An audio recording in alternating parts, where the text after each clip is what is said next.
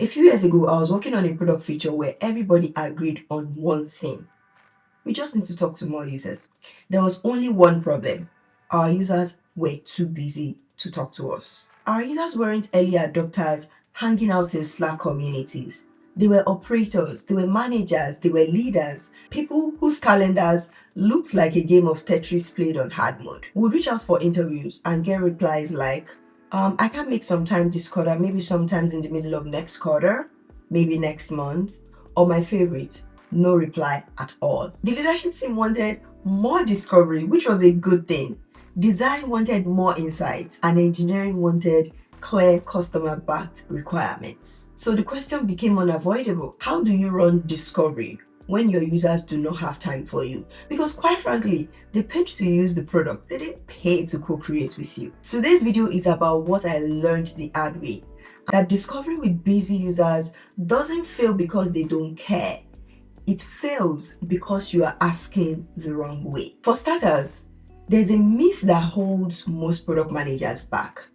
And here's the belief that most of us start with. We think that good discovery looks like long interviews with highly engaged and highly enthusiastic users. That's nice in theory. In reality, the most valuable users are often under deadline pressure from their own jobs or their own lives, context switching constantly, measured on outputs and outcomes, and not on participation in how they co-create with you. If discovery only works when users are relaxed and available, it doesn't work for most real products. And so the goal isn't to convince your busy users to make more time for your discovery.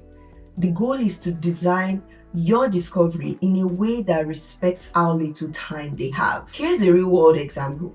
When Slack was scaling into larger enterprises, they ran into this exact problem. Admins and team leads were the key decision makers in the purchase of Slack, but also the hardest people to reach. So Slack didn't respond by asking for 60-minute interview slots. They embedded discovery into support conversations, onboarding moments, lightweight in-product prompts. They stopped treating user discovery as a meeting and started treating it as a system.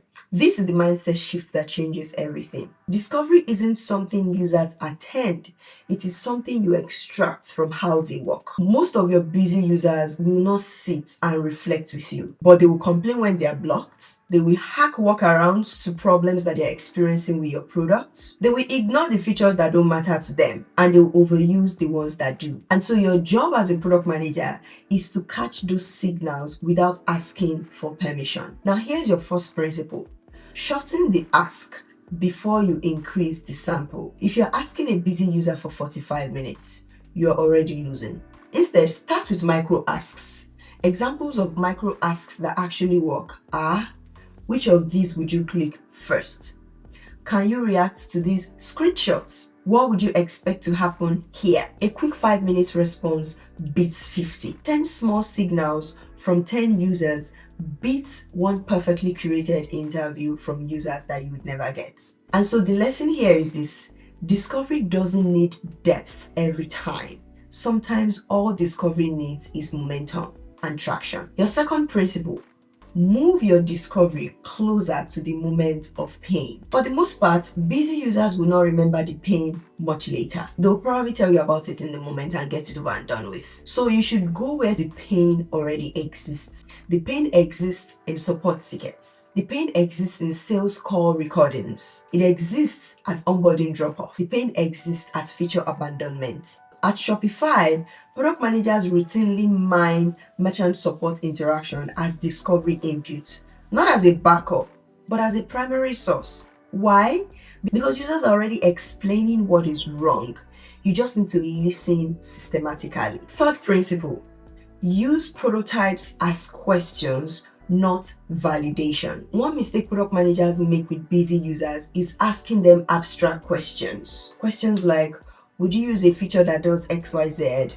Or does it make sense if we put this here? But the thing is, most busy users do not have the time and the capacity to imagine in abstract. But if you show them something concrete, they'll most likely react instantly. And so instead of long-winded interviews and conversations, try this instead. Make a clickable prototype with just one task. Fake a door experiment. Do a quick 2 minutes Loom video asking for async feedback. At the end of the day, you're not looking for perfection. You're looking for friction, you're looking for confusion, and you're looking for indifference. And those are faster to spot than enthusiasm and are usually more honest. Fourth principle, designed for asynchronous discovery. Synchronous time is expensive. It's expensive for you and it's expensive for your users.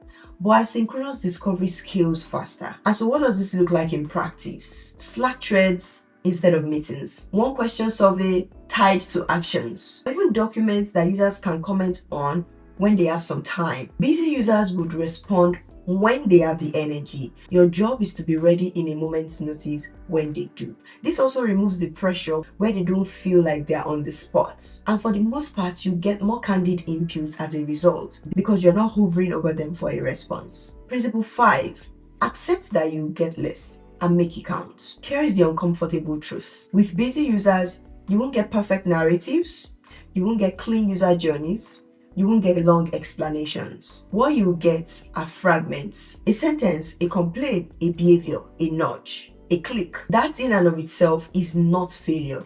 That's the raw material. And so great product managers do not wait for complete and perfectly curated stories. What they do is assemble meaning from partial signals and know which signals to deep dive into. Here is what changed for me when I accepted all of this. Once I stopped fighting for ideal discovery, I talked to more users overall because I wasn't asking for 45 minutes or 60 minutes of their time. I also learned faster because I designed my discovery around the ability to adapt to the timing of busy users. And of course, I shipped with confidence. Not because I knew everything and got everything right, but because we were directionally right more often. Remember, busy users will not stop to help you think, but it will help you see. Now, having said all this, these are common anti-patterns that you want to avoid. Avoid waiting for perfect access before you start discovery. Secondly, stop treating discovery as a phase in your product management cycle. Instead, treat discovery as a habit, something that happens irrespective. Thirdly, avoid overweighting the feedback from the user who made time. There's a tendency for us to favor the user who made time and answered all the questions and gave us the perfect discovery. At the end of the day, it's still feedback from one user. Avoid assuming that silence means agreement. By default, busy users are likely to be quiet on their feedback, but that doesn't mean they're happy. So here's the line I want you to remember. When users are busy, your job is not to ask better questions. It's to ask smaller ones that are closer to reality. Always design discovery that fits into their workflow, respects their time, and captures behaviors, not just their opinions. That's how you learn without interrupting busy users. In closing, there's probably a group of users in your product right now that you rarely hear from. They may not be disengaged, they're just busy with their jobs and their lives. And they may be the ones whose needs matter the most. So instead of asking, how do I get them to talk to me? Try asking this, where are they already talking? And how do I listen better? I'm sure this shift in mindset would change how you run product discovery for the rest of your career. And if it was helpful, drop a comment below. What is the hardest user group for you to reach right now? I'll see you in the next one.